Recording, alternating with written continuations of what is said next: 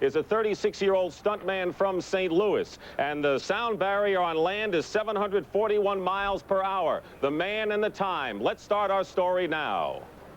Countdown starts at 50, 10 minutes, T-minus 10. Call Stan, notify the tower. Anything else? Anybody else? Let's have a good one. Colonel Raymond Grazier, Safety Director, at the pre-dawn briefing here high in the Mojave Desert as we prepare for another effort in our search for Mach 1, SOS, the speed of sound on land. All night, the crews have been organizing to put this car through the sound barrier, better than 740 miles per hour, at the one place where they are most used to ultimate speed. We have been to Tonopah, Nevada. We've been to Bonneville, Utah. But now we are here on the Rogers Dry Lake, looking for Mach 1 on land. If the beaches of Daytona and Ormond are the birthplace of speed, then here at Rogers Dry Lake at Edwards Air Force Base, this is a birthplace of supersonic speed. And for the first time, a man is attempting to go supersonic in a land vehicle. Stan Barrett attempting the effort here. He is about to get in the automobile to try for that magic mark here on land, better than 740 miles per hour. The car is being fueled with hydrogen peroxide right now. A heater is still attached to the machine. There you see the pre-stage area about a mile away, and there's the telemetry room. Joe Sargent calibrating his equipment. There's the U.S. Air Force radar room, which will be tracking the rocket car. And there's the seat awaiting Stan Barrett.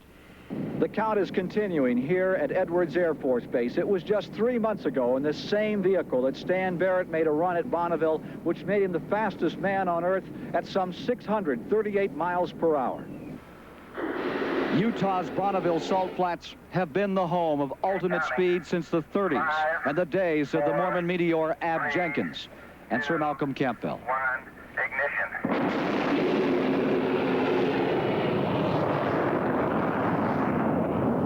Bill Fredericks counted off this September 1979 run for Stan Barrett. It was expected that this would be a step toward Mach 1 speed of sound on land. Indeed, it was a tremendous run. Stanley Barrett here exceeding 638 miles per hour on a one-way run toward the sound barrier. But barriers are hard to reach. And at Bonneville, there were difficulties. For a moment, when the calibration of time was given for this run, there was great elation. It seemed like only a quick step from this run to the barrier. But while this scene was taking place, problems were discovered on the track, as Brock Yates reported. Here on the course, Stan Barrett was traveling at about 500 miles an hour as he approached the traps at about the 2-mile mark. Here, the wheels began to leap off the ground as they drove through this thin layer of salt. Here, the right side wheel has come off the ground for about 40 feet when the car began to tricycle down the racetrack with the wheels alternately leaping off the ground. Designer Bill Fredericks has decided that if this condition prevailed, there's a possibility that the car could be broken in half by the massive physical forces that come to bear under these conditions. That run at Bonneville was so harrowing, so dangerous, with the wheels skipping over the salt sometimes 90 feet before coming back to the ground, that a new location had to be found. Hence, we are here at the birthplace of supersonic speed, Rogers Dry Lake, Edwards Air Force Base. A strange, mysterious place where heroes are paid by the month for taking the ultimate risks. Men like this man, Captain Chuck Yeager, 1947 in the X-1. Penetrating the sound barrier at 670 miles per hour. And then safely bringing that aircraft back to the bed of Rogers Dry Lake.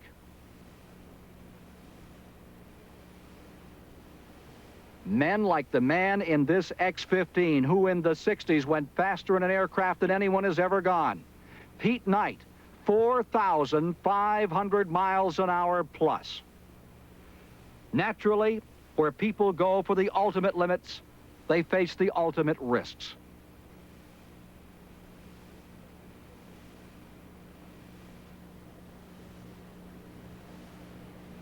To analyze today's event, we have with us one of World War II's great American fighter pilot aces and the first man to break Mach 1, retired Air Force General Chuck Yeager. Chuck, when you went through the barrier, you went through at 670 miles per hour. Now today they're talking about 734, 35 miles an hour. Why do they have to go so much faster than you did? Well, here just above sea level, the speed of sound is around 740 miles per hour. Up where I was with the X-1 back in 47, the speed of sound was only 660 miles per hour. Chuck, they're removing the heater from the rocket car. We're getting very close on the countdown. Do you think they can do it? Well, yeah, it looks good today. They got the engine peaked up, track's in good shape, and stands ready. And there you see 36-year-old Bishop, California Hollywood stuntman Stan Barrett arriving back at the pre-stage area. There is no stunt about what he'll be attempting today. And right now, let's take a look at a previous run that put him faster than he had ever gone before. This December 3rd, Stan Barrett on his run that took him to 643 miles per hour. We joined this run as Bill Fredericks, the car designer, was in the countdown. 10, 9, 8, 7, 6, 5, 4, 3, 2, 1, ignition. Incredible power, Chuck Yeager. Yeah, Ken, he's smoking along there at a pretty good rate. He's being exposed to about 2 1/4 G's longitudinal acceleration. That means he's picking up somewhere between 55 and 60 miles per hour per second.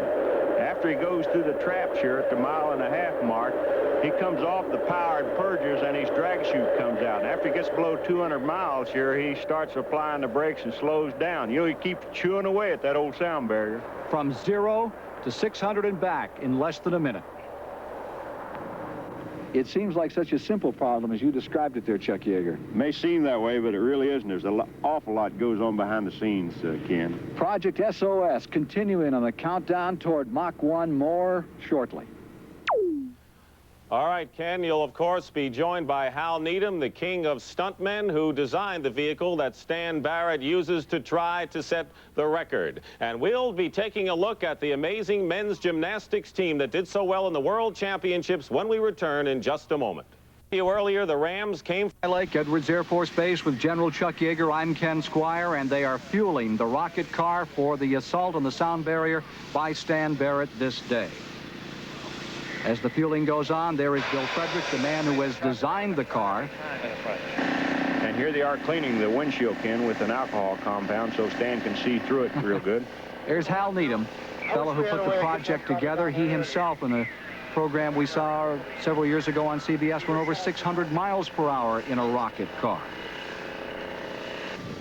Some of the press that's gathered here today, Chuck. Pretty good crowd out.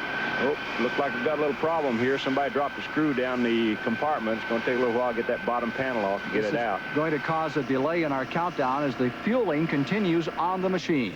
Yeah, here's a good view of what Stan sees down the track. Of course, all those people won't be in there.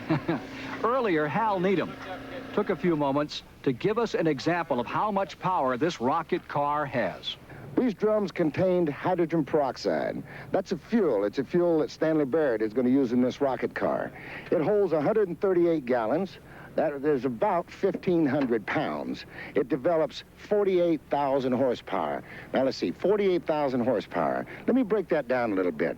Your average car has 210 horsepower.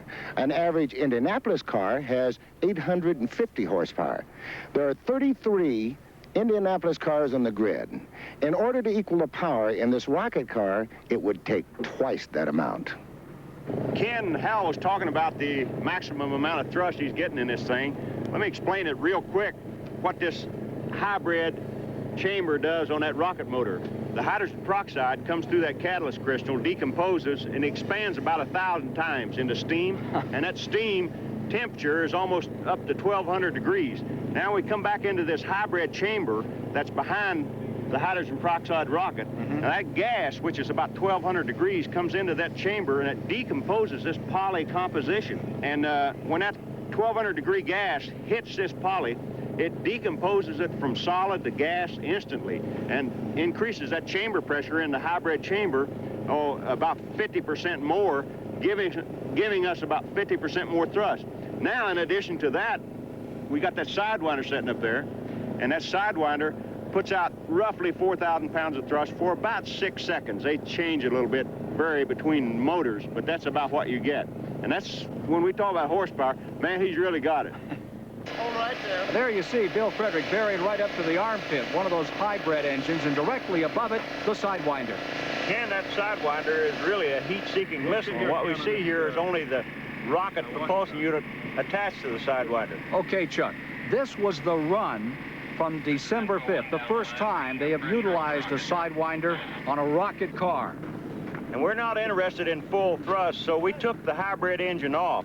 And what he's doing, we put in roughly 7 seconds of fuel, and we'll get about 9,000 pounds of thrust out of the monopropellant unit here. Just get it rolling enough to find out what happens. Yeah, well, he'll get it up about 2 seconds into the run, and then he'll fire off the Sidewinder motor itself.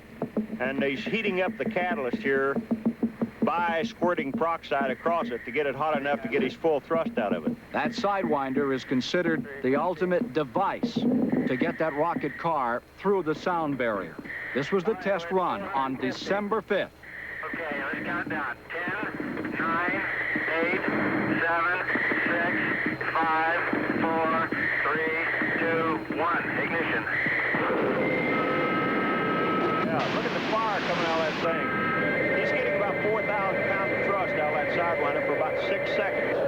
And I've fired a lot of Sidewinders off of aircraft, and when you pull the trigger, those things really come out from under your wing. Now, after old Stan punched the button on that Sidewinder rocket motor, man, it hit him, and it hit him hard. And I'll tell you, he was quite surprised because that's instant thrust. It's a little more than he was used to. I don't know. I was so surprised that it hit me so hard. Yeah, you're breaking up on that radio. You get a lot of acceleration, period. Then you hit that thing in, and it like triple. Yeah, it's just incredible. Stan Barrett confided with Chuck Yeager after that Sidewinder ride. Earlier, he had talked with me about the stress that time and waiting has put upon not only him, but his family. We originally had thought about doing this thing. I expected it to be over in 2 weeks. Sure.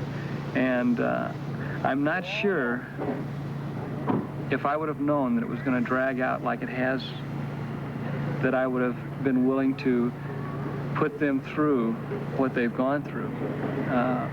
You know, there's been a lot of tedious moments and a lot of anxiety and a lot of stress, and you can see it in the kids. As the barrier gets stiffer, the speeds faster.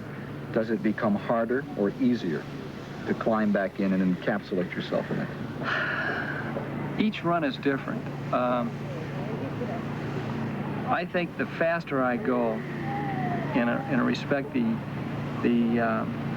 more confident I become, because I'm just that much higher on the curve.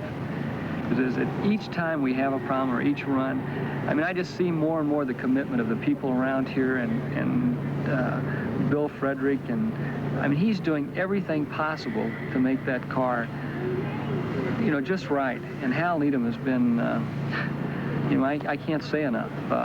And to see the people, the way that they're working on the car and the support we're getting, and on the track, the support from the Air Force, and just everybody's caring and so on. That helps to fortify me and my family. What worries you most, Stan? The thing that worries me most is that I would be, if something happened to me, I wouldn't be carrying through with the responsibilities that I have and the commitment I feel towards my family. An earlier interview with Stan Barrett. Right now, the car is back on the count toward our run for the sound barrier today. For the moment, as we await Stan Barrett to climb into that cockpit, let's go back to another run in the progression toward the barrier. This was the run that brought Stan Barrett to 677 miles per hour. And he told us about this run himself. I really didn't feel that good when I got in the car that morning. In this discipline, there is no room for personal feelings. Stan had told me earlier that when the rocket car takes off, in his words, it's a whole lot of gone in a hurry. But for this ride, a ride faster than anyone has taken over the face of the earth before, the car was particularly difficult, cantankerous. The car started jerking around and hit me, and I told Bill what was going on, and he said, don't worry about it. He said, it's no problem. It was a valve that was leaking in there, and we didn't even do a burnouts at all. But so right from the start, it was like a racehorse trying to get out of the gate. All the gauges are really jumping around in here, Bill. Okay now, Stan. Okay. Don't worry about it. We have a little bitty, just a tad of a delay now, and that's always kind of exciting. 3, 2, 1, go!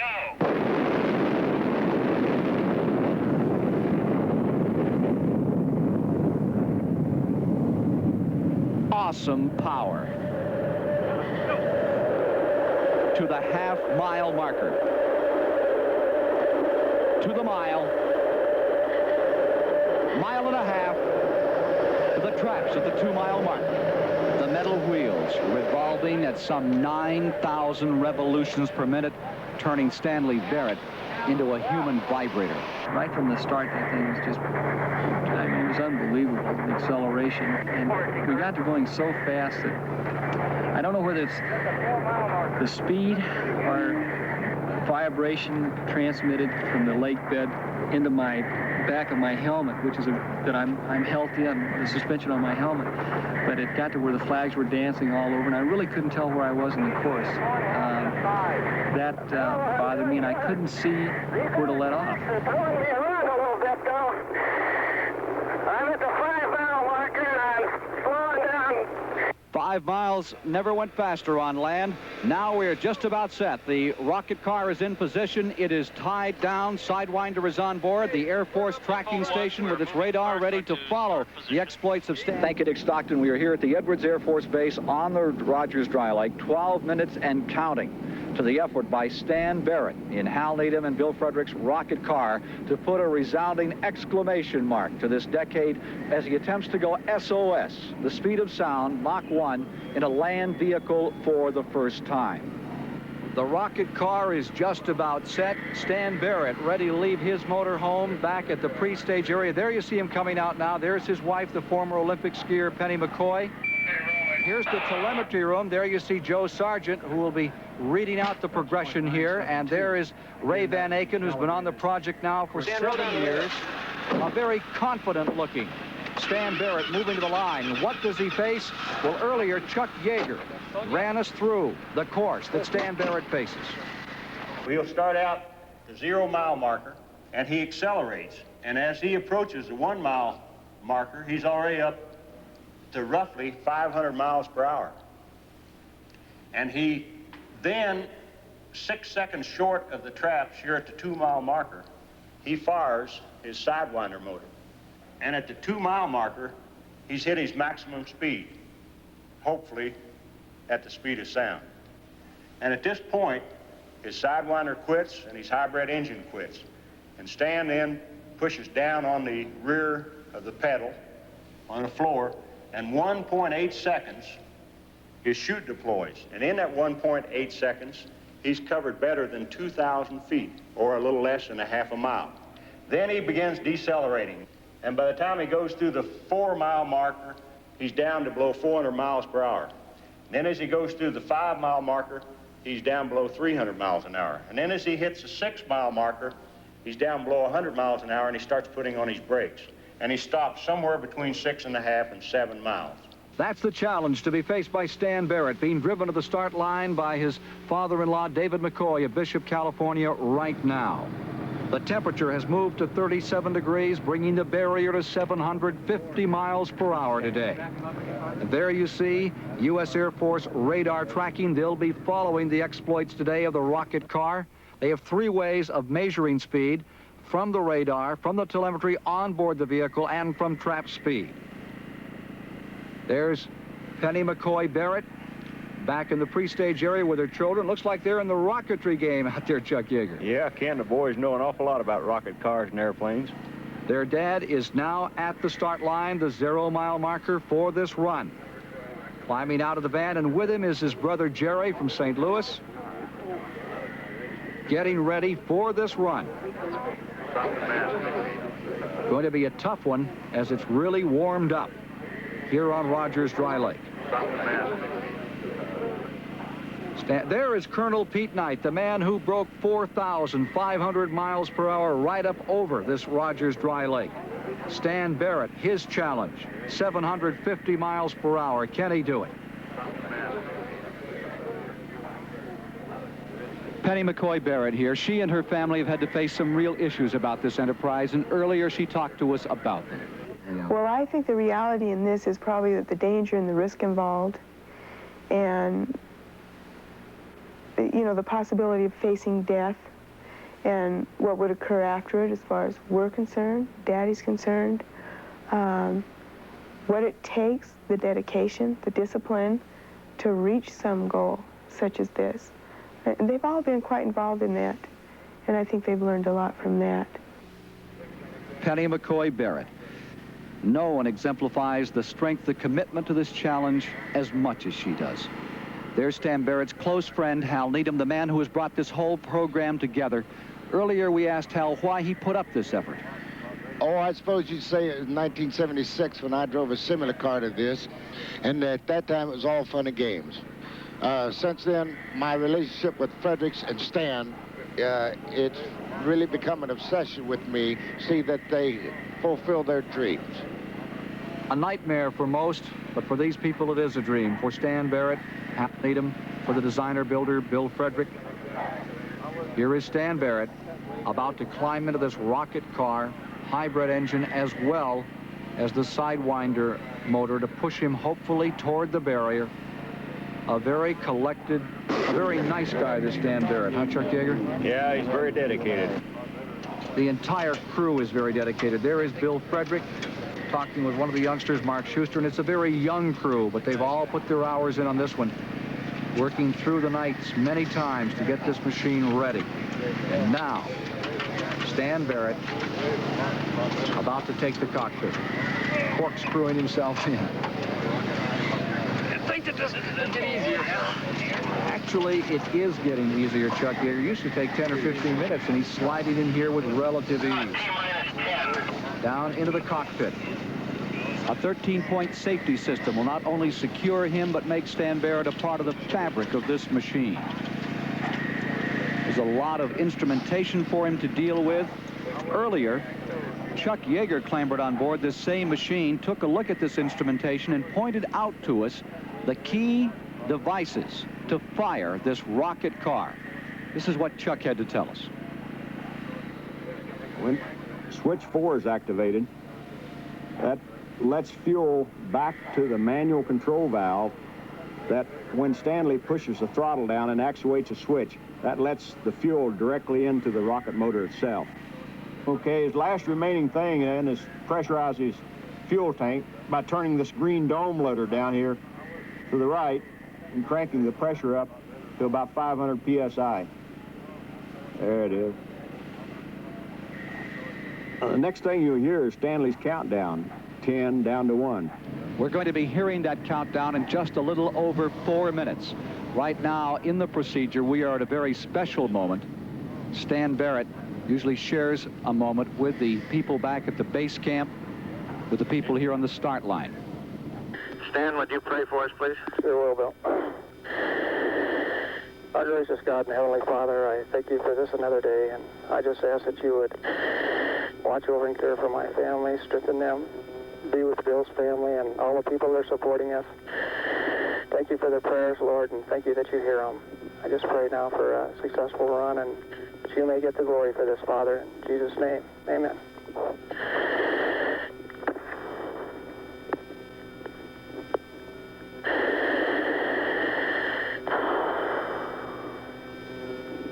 Okay. Stan Barrett is now locked in the rocket car. Safety equipment is moving to its position, and in less than 4 minutes, we will have an attack on the sounder. Activation safety 1, T-2 and counting. Less than 2 minutes to blast off for Stan Barrett and the rocket car of Bill Frederick and Hal Needham. There is Bill Frederick, and we are down to the serious time as they prepare to arm the rocket car.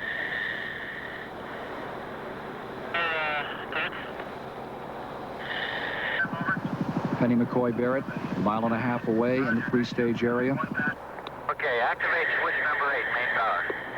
Switch number 8. Okay, he's connecting the battery up to the vehicle. Okay, activate switch number 5, high pressure.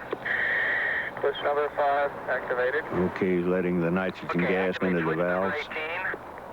Switch number 18, 1001. Okay, that's his drogue chute slug. He needs that. 1,620 pounds. Roger, thank you. Activate switch number 0. That's activated. Minute and a half. You know the names of them now. Okay, activate switch number 20, fuel line purge. Switch number 20, activated. He's purging out the gas from the line. Okay, terminate radio contact all after the run. Activate switch number 4, rocket arming valve. Rocket arming valve activated.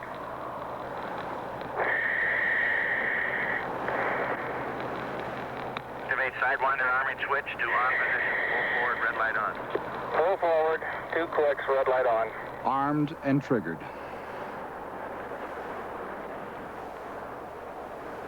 T-1 right now. Kirk, where are you? 1 and counting, and the flare is up. Notice to the onlookers, we're in the last Did you minute. see that, Stan? That was spectacular. What's that? Shot a flare out. Stanley's not impressed with the Okay, pyrotechnics. turn the dome loader slowly until you get to 540. Go slow the last 40 pounds. All right. You know, 540 pounds. That's the highest we've ever loaded that hydrogen peroxide tank. 110. Telemetry room, double checking. 200. Check 200. There's the camera 4 miles away. Back to the start line. 300. U.S. Air Force radar checking the run. 350. Pre-stage area. Check 4. Very tense audience. Roger. 450. You notice the fairing he has around the Sidewinder rocket motor there to cut down drag. 490. 5. Don't you know that tank is really straining there? And he's sitting on it. 530. Should be 540 right there. What do you got, Joe? About 560 here. Thank you. How we're going to do burnout here. Activate switch number 7 and follow me. Any other one? Okay, there's the plug blowing out the motor that protects it from the We're dust. just going to cook slowly this time so we have as much fuel as we can. You know, Bill Frederick had an uncanny ability to listen to that motor and tell when it's exactly ready to go.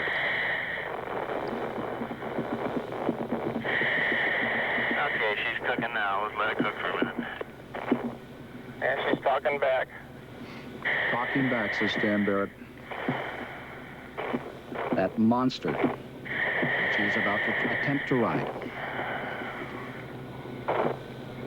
Okay, give me another one. Sounds pretty good. Any tower is safety line. You might want to notify the command post it's about to go. They want to put it on the closer and continue. Sounds upset. Stan Barrett says the rocket sounds upset.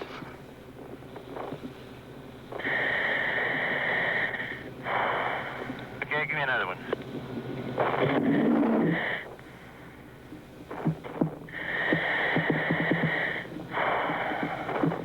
Okay, she's heating up now. We're going to do one more little bitty one in a second. Okay, give me a little bitty. She's ready, Stan. All right. Okay, we're going to do a countdown. Sound barrier out there at over 700 miles per hour.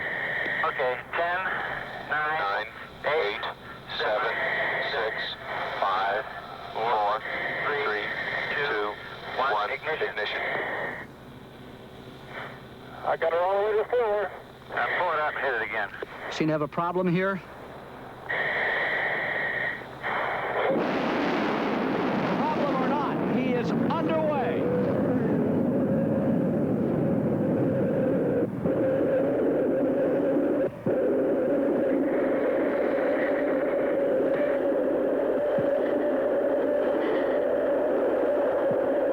From our camera located at the 4.5-mile marker, Stan Barrett up to 3 miles. If he reaches 700 miles per hour, and he should, he'll be going in excess of 1,000 feet per second. Chute is deployed perfectly.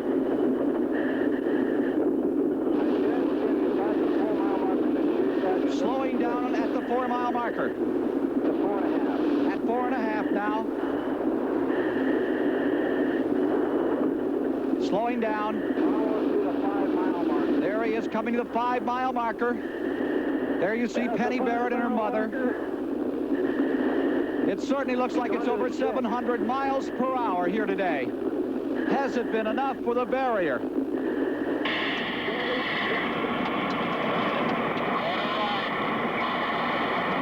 hit it about 3 seconds into the burn, didn't he? No, a little longer than that.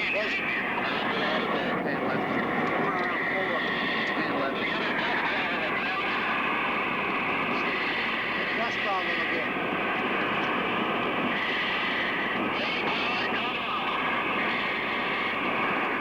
I am with Hal Needham and the man who first broke the sound barrier, Chuck Yeager, here at the end of the run, where they are extricating Stan Barrett from this successful run.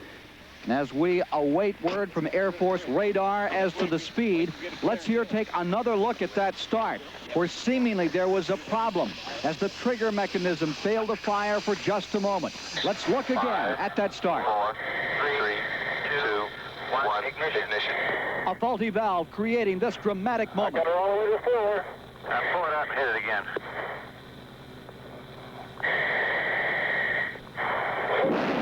Stan Barrett calmly going through the procedure, away on a run that took him to 714 miles per hour. Stanley, now that you're over the 700 barrier, how hard's it going to be to get the rest of it? I really don't know.